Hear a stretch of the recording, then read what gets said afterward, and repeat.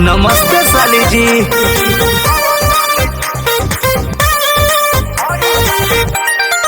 नमस्ते।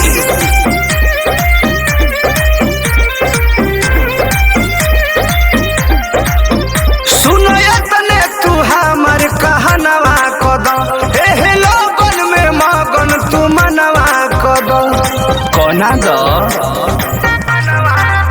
सुनो तने तू हमर कहनवा कद एहे लोगन में मगन तू मनवा कद। ले ले आशीर्वाद अपना जीजा जी से हंसता, ले ले आशीर्वाद अपना जीजा जी से हंसते।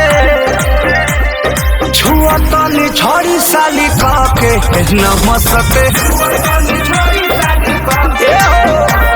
छुआ तनी छोड़ी साली काके नमस्ते।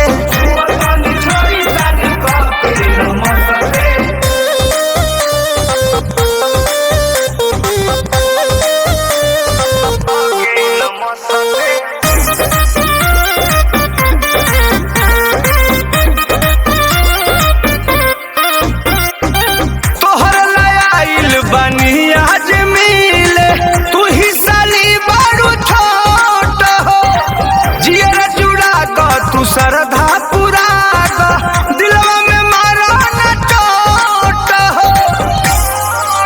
ससुरारी हमारे जिंदाबाद रही,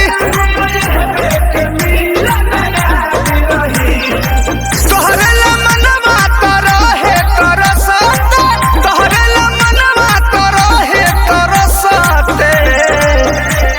छुआ तनी छोड़ी साली काके नमस्ते। अरे धना लो छुआ तनी छोड़ी साली काके नमस्ते। अरे तरना जा।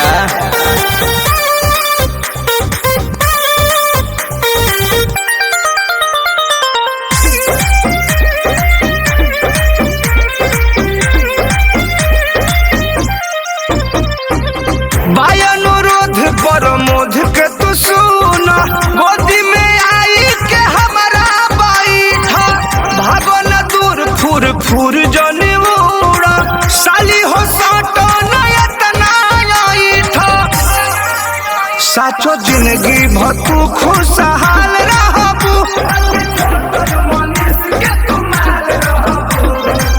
खुशी के फूल रही तो पे बरसाता, खुशी के फूल रही तो पे बरसाते। छुआ तनी छोड़ी साली काके नमस्ते। आवा ना कलो छुआ तनी छोड़ी साली काके नमस्ते। अरे आइए ना,